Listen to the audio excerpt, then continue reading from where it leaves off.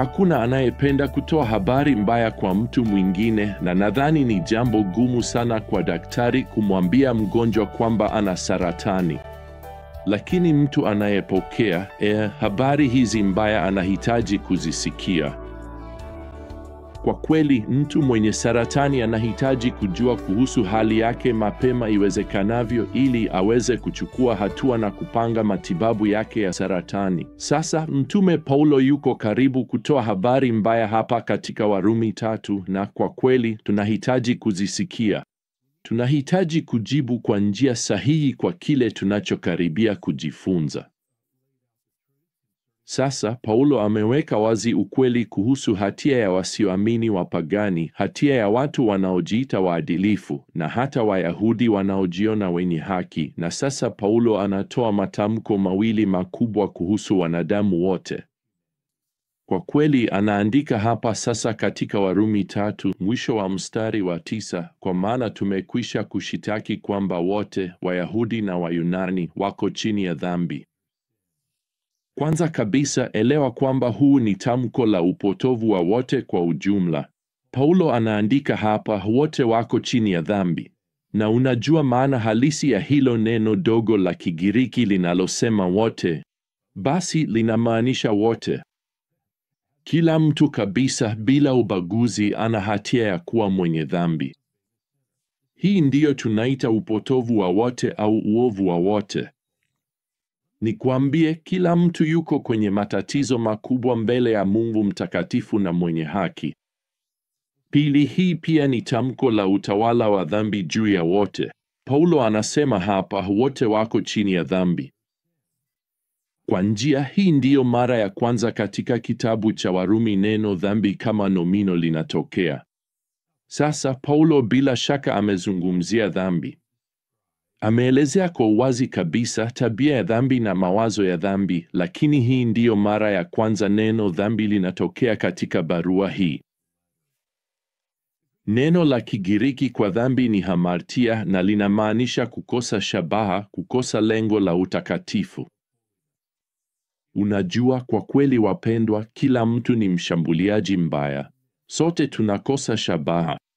Paulo anaandika hapa kwamba sote tuko chini ya dhambi hapa kwenye mstari wa 9. Neno lililotafsiriwa kuwa chini linamaanisha kuwa chini ya nguvu ya, chini ya mamlaka ya. Mtume anasema kwamba wanadamu wote wako chini ya utawala unaodhibiti wa dhambi. Sisi sote bila ubaguzi tuko chini ya huo mkondo usioweza kuzuilika kwa namna fulani wa dhambi. Ninakumbuka nilipokuwa kijana mdogo nikiogelea baharini pale Virginia Beach karibu na nilikokulia, na nilianza kuvutwa na mkondo wa chini ya maji na mara moja nikajua niko hatarini. Nilianza kuogelea kwa nguvu zote nilizoweza, lakini ilionekana kama naogelea pale pale tu. Lakini kisha mawimbi fulani yalinikomboa. Yale mawimbi kwa kweli yalinisukuma kurudi ufukweni.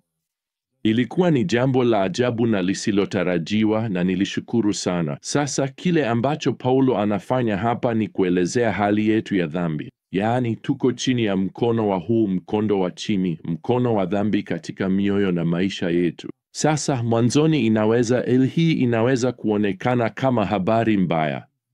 Lakini anatuonya kuhusu hatari tuliomo ambayo kisha inaelekea kwenye suluhisho. Sasa kuanzia hapa kwenye mstari wa 10, Paulo anaanza kuelezea wanadamu kwa shutuma nyingine, kwa kweli moja baada ya nyingine. Mwisho wa hizi shutuma, habari mbaya kwa kusema hivyo, Paulo ataelezea kile tunachoweza kuita mawimbi ya rehema na neema ya Mungu yanayotufikisha salama. Sasa hapa katika mstari wa 10 hadi 12, Paulo anatupa mashitaka 6 ya kibiblia, na hili hapa la kwanza.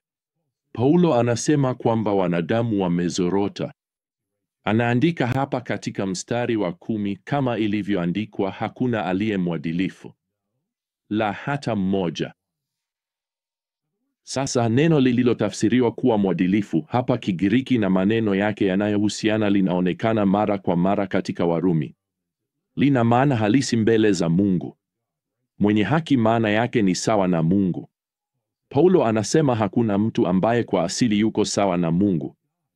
Kwa kweli sisi kwa asili si wenye haki na tunathibitisha hilo katika tamaa na mawazo yetu ya kutamani, mahusiano yetu ya ubinafsi, maamuzi na matendo yetu ya dhambi. Nikwambie, haya ndiyo habari mbaya kuhusu wewe na mimi. Sisi si watu wema ambao tunafanya dhambi mara chache tu. Sisi ni watu wenye dhambi na tunakatiza hilo kila mara tunapojaribu kufanya jambo jema kwa uangalifu. Unaona, mbali na Kristo, tunahitaji kukiri, kama Mtume Paulo anavyofanya baadaye katika barua hii kwa Warumi. Anasema, najua ya kuwa ndani yangu, yaani katika mwili wangu, halikai neno jema. Warumi saa 7:18. Kwa maneno mengine, hakuna kitu kizuri. Paul anasema juu yake mwenyewe, na wacha nikuambie, hakuna kitu kizuri kuhusu Stephen Davy kwa jambo hilo. Wema pekee ni Kristo anayeishi ndani yangu, na ninapojisalimisha kwake na kumruhusu aishi kupitia mimi. Sasa shtaka la pili ambalo Paulo anatoa hapa kuhusu ubinadamu ni kwamba ubinadamu ni mnene kiroho. Anasema hapa katika mstari wa 11, hakuna anayeelewa. Sasa muktadha hapa unahusu masuala ya kiroho, ukweli wa kiroho. Mtume anasema kwamba hakuna mtu duniani anayeshika kwa uwezo wake mwenyewe ukweli wa kiroho. Sasa hii haimaanishi kwamba asiamini hawezi kuwa na uelewa wa kimantiki wa maana ya Ukristo au kile ambacho Biblia inafundisha. Wasiomwamini wanaweza kuelewa ukweli wa maandiko, lakini hawawezi kushika maana za kiroho za maandiko. Wanaweza kupata ukweli kuhusu Mungu, lakini hawatumii imani kwa Mungu. Kwa kweli hawawezi kuunganisha mambo hayo kiroho tukizungumza. Paulo anaelezea hivyo anapoandika kwa kanisa la Korintho. Anasema mtu wa asili, yaani asiamini, hapokei mambo ya Roho wa Mungu kwa kuwa kwake ni upuzi, wala hawezi kuyaelewa kwa sababu yanatambuliwa kiroho. Hiyo ndiyo moja wa Korintho saa 2:14. Sasa shtaka la tatu la Paulo ni kwamba wanadamu wote wametenganishwa kiroho. Anaendelea kuandika katika mstari wa 11, hakuna amtafutaye Mungu.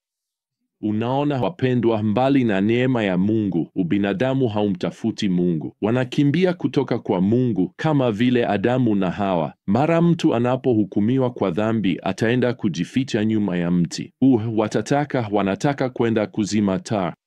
Hawataki kufichuliwa kwa nuru, ukweli kuhusu dhambi zao.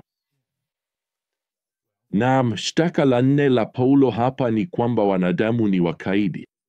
Katika mstari wa 12 Paulo anaandika, wote wamegeuka.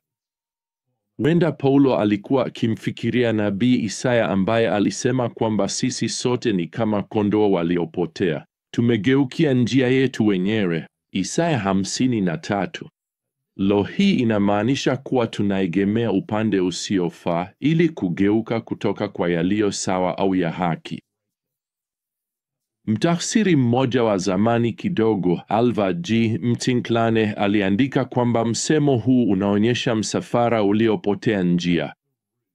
Wamepotea walipokuwa wakivuka jangwa. Yesu Kristo alisema hivi katika Yohana 14:6, mimi ndimi njia na kweli na uzima. Hakuna mtu ajaye kwa Baba ila kwa njia ya mimi. Na Paulo anasema nini hapa? Kwamba wanadamu wanafanya. Naam, wanatoka nje ya njia, wanapotea jangwani. Wanataka kuchagua njia nyingine ambayo inawafaa zaidi. Sasa shtaka linalofuata ambalo Paulo analeta hapa dhidi ya wanadamu waliopotoka au wenye dhambi ni kwamba wanazidi kuwa waovu. Anaendelea kusema hapa katika mstari wa 12, pamoja wamekuwa bure. Neno hili la Kigiriki linalotafsiriwa kuwa bure hapa ni tafsiri ya neno la Kiebrania lililotumiwa kumaanisha maziwa yaliyoganda, maziwa ambayo yamegeuka kuwa chungu, hayawezi kutimiza kazi yake. Huwezi kunywa, utaki. Haiwezi kukupa lishe. Kwa hiyo Paulo anasema ubinadamu wenye dhambi ni kama maziwa yaliyoharibika. Hilo haliwezi kutimiza kusudi lake, haina thamani. Sasa pamoja na hayo, Paulo sasa anamalizia sehemu ya kwanza ya mashitaka na kuna mengine yajayo. Hata hivyo, anasema hapa kwamba wanadamu ni wakaidi kabisa. Mwisho wa 12 anaandika, hakuna afanyaye mema, hata mmoja. Ninawajua wasioamini wanaofanya mema. Wanatoa hisani, wanawalisha maskini, wanawasaidia wazee kuvuka barabara. Paulo hazungumzii matendo. Anazungumzia hali ya moyo wa mwanadamu.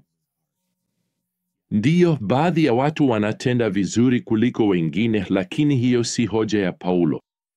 Hakuna mwanadamu mwenye hamu wala uwezo wa kuishi kwa haki isipokuwa Roho wa Mungu achukue usukani wa maisha yake na amwongoze kutubu dhambi zake na kuweka imani yake kwa Yesu Kristo. Sasa mashtaka haya yanasikika kama habari mbaya, na kweli ni hivyo, lakini haya ndiyo ukweli kuhusu mimi na wewe. Huenda ukahitaji kujiona mwenyewe katika kifungu hiki na kukiri dhambi zako na uhitaji wako wa Mwokozi. Na ukifanya hivyo, Yesu Kristo atakusamehe. Neema yake itakuwa kama yale mawimbi yasiyotegemewa ya bahari yanayokuja na kukusukuma hadi ufukweni mwa Kristo. Biblia inasema katika Yohana saa 8 na madakika 32, mtaifahamu kweli na hiyo kweli itawaweka huru. Naam, mpaka wakati ujao wapenzi, neema ya Bwana Yesu Kristo na upendo wa Mungu na ushirika wa Roho Mtakatifu ukae nanyi nyote. Amina.